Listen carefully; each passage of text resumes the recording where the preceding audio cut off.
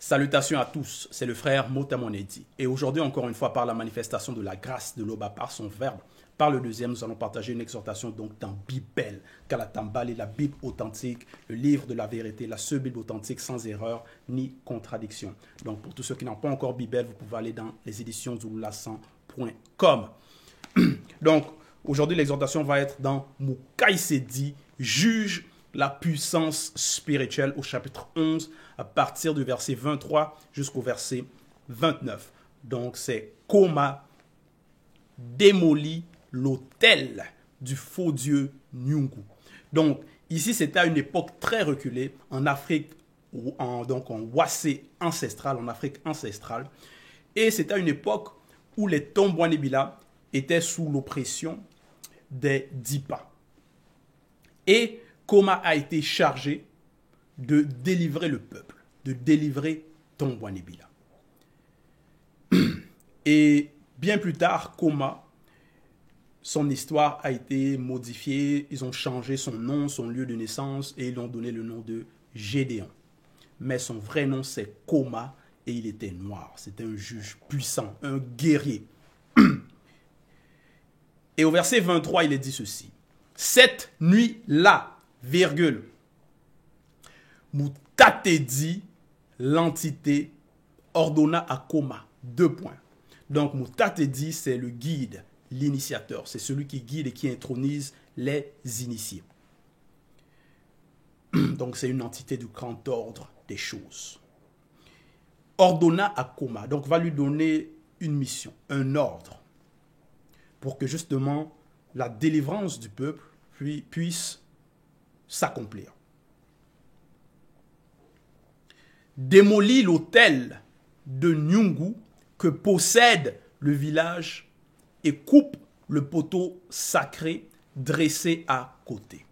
Point. Donc, Mutatedi va lui donner la mission de démolir l'autel du faux dieu Nyungu. Et Nyungu, c'est donc un démon, c'est un faux dieu. Et pour plus savoir sur Nyungu, quelle catégorie de démon c'est, il y a le livre de la démonologie, l'étude interdite de la science du démon. Donc, on parle de l'origine même des démons.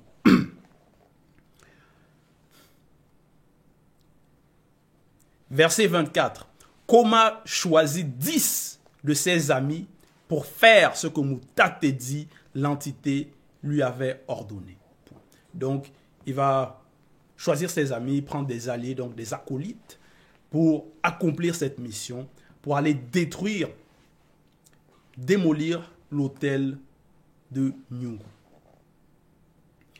Parce que à cette époque-là, il y avait, donc, quand on dit l'autel de Nyungu, donc il y avait des personnes qui bâtissaient des monuments en l'honneur des faux dieux. Et ça, ce sont des portes d'entrée. Et donc, Koma, il est là aussi pour fermer ces portes d'entrée-là, pour combattre les forces occultes. Pour combattre Nyungu.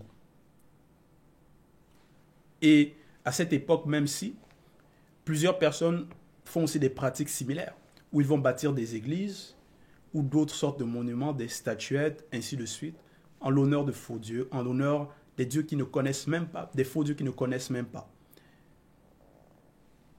Et ce sont des démons qu'ils honorent, et même ces églises-là. Donc c'est en l'honneur des faux dieux. Et ce sont des portes d'entrée dans le territoire. Parfois, les personnes vont se demander, mais pourquoi il y a de l'oppression, pourquoi il y a plusieurs malheurs qui se passent dans un territoire, l'insécurité, plein de choses. Ils ne comprennent pas, mais alors qu'il y a beaucoup de portes d'entrée. Et des autels, des faux dieux, l'autel du faux dieu Nyungu, c'est aussi une porte d'entrée.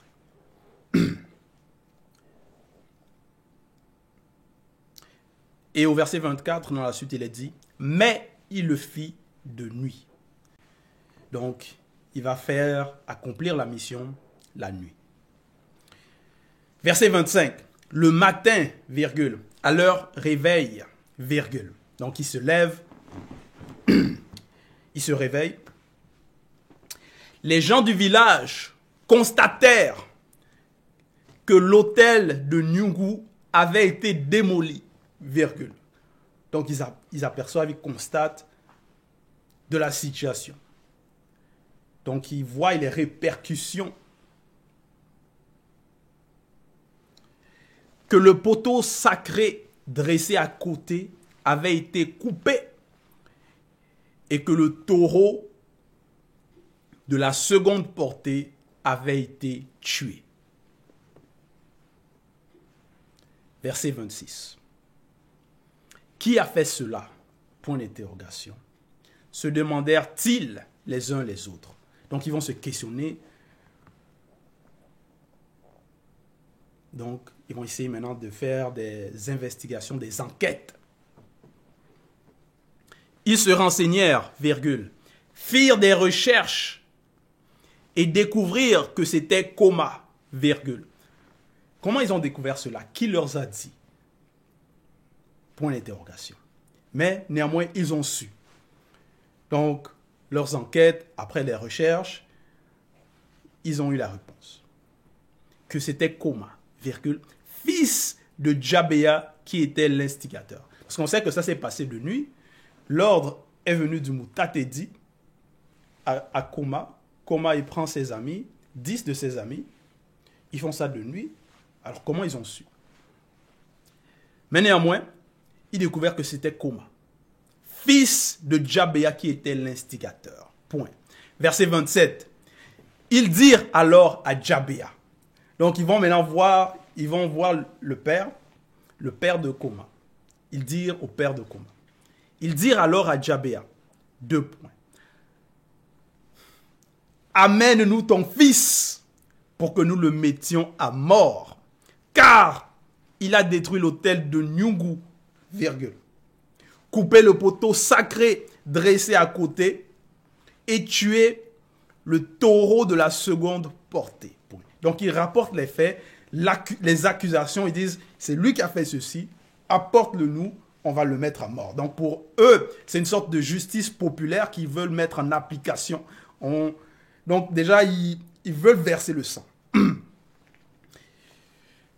Parce que, et cette justice populaire-là, est-ce que c'est même juste? Est-ce que c'est selon la logique?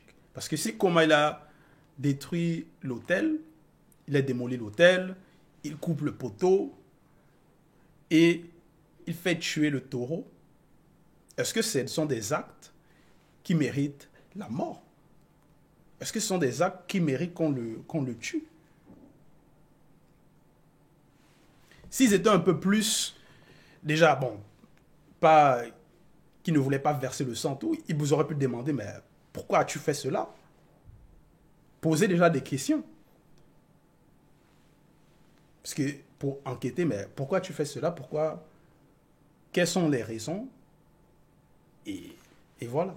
Mais automatiquement, ils disent non, il a fait cela,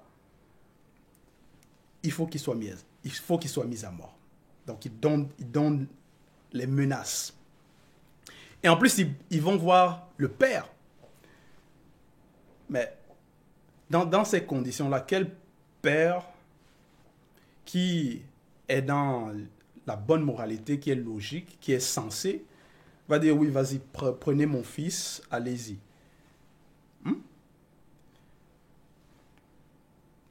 Verset 28. Jabéa répondit à tous ceux qui faisaient front contre lui. Donc il va répondre, il va défendre son fils.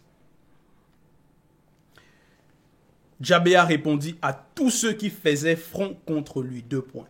Est-ce à vous de défendre la cause du Nyungu et de venir à son secours? Point d'interrogation. Donc il va poser une question pour déjà pour aussi qu'ils puissent réfléchir un peu, pour qu'ils utilisent la raison. Est-ce que c'est à eux de défendre la cause du Nyungu? Parce que si selon leur compréhension, Nyungu, c'est un faux dieu. Bon, Nyungu, selon leur compréhension, c'est un dieu. Et qu'il a soi-disant des pouvoirs. Et qu'on détruit son hôtel, mais qu'il se venge, qu'il fasse la guerre. Voilà. Qu'ils combattent celui qui a fait cela. Pourquoi c'est à eux de venir maintenant se venger pour Nyungu? Est-ce à vous de défendre la cause du Nyungu et de venir à son secours? Point d'interrogation. Quiconque, déjà il leur pose une question, donc déjà pour leur amener à sorte de réfléchir un peu et pour qu'ils aient déjà aussi la moralité, la logique, pour qu'ils puissent être sensés. Et ensuite, il dit, quiconque défendra sa cause sera spirituellement mis à mort avant demain matin. Et Jabéa, maintenant parce qu'eux sont venus menacer, ils sont venus essayer de donner des ordres. Que donne-nous ton fils, on va le mettre à mort. Jabéa maintenant va retourner la situation. Quiconque défendra sa cause, donc quiconque va défendre la cause du Nyungu, sera spirituellement. Donc maintenant c'est un autre degré. Parce qu'eux ils venaient pour le mettre à mort, mais là Jabéa dit sera spirituellement mis à mort avant demain matin. Si Nyungu est Dieu, virgule, qu'il se défende lui-même. Car, après la virgule, c'est son autel qui a été détruit.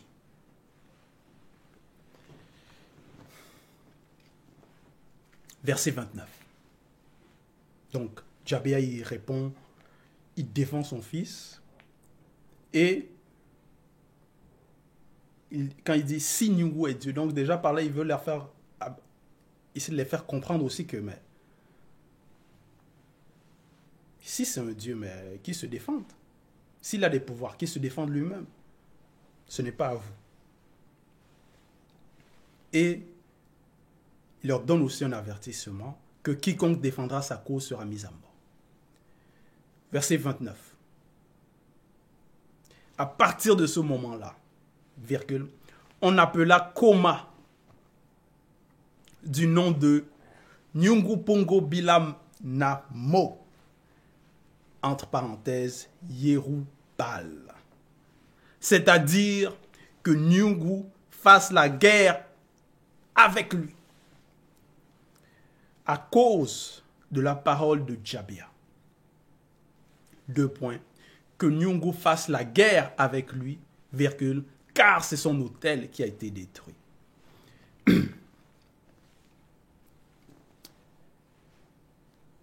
Donc, à cause de son acte, Koma déjà,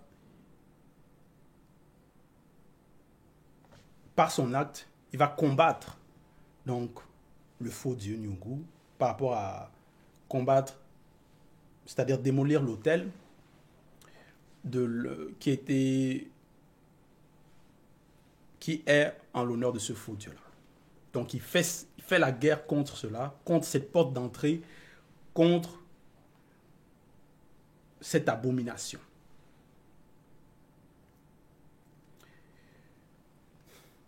Et maintenant, il est dit ici, à partir de ce moment-là, on appela Koma du nom de Nyungu Pongo Bilanam, Yerubal, c'est-à-dire que Nyungu fasse la guerre avec lui. Donc maintenant, que Nyungu aussi le combatte, le fasse la guerre, puisque lui, il a combattu, il a attaqué son hôtel. Est-ce que même l'hôtel là, Nyungu, il vit là-dedans? Ce sont des personnes qui vont donner l'importance à ce genre de bâtiment, monument,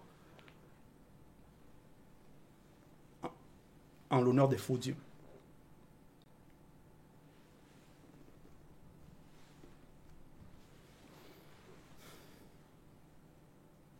Et c'est écrit il est écrit, à cause de la parole de Djabéa, que Nyungu fasse la guerre avec lui, car c'est son autel qui a été détruit. Donc, comment il a accompli un acte? Bien, en détruisant cela, en démolissant l'autel. Et son père aussi est venu à sa défense. Et ces événements-là, c'est aussi pour les amener à réfléchir aux personnes de ce village. Que si ça arrive, donc, est-ce que ce Dieu-là, ce Nyungu-là, est-ce qu'il a réellement du pouvoir? Est-ce qu'il a des pouvoirs? Est-ce qu'il est Dieu? Bien sûr que non, c'est un faux Dieu. Donc, c'était l'exhortation, c'était le message sur l'action que Kuma a fait dans les temps jadis. C'était un guerrier, un puissant, initié. Donc, c'était le message, c'était l'exhortation. Toute gloire et tout honneur à Loba, le seul créateur unique et véritable.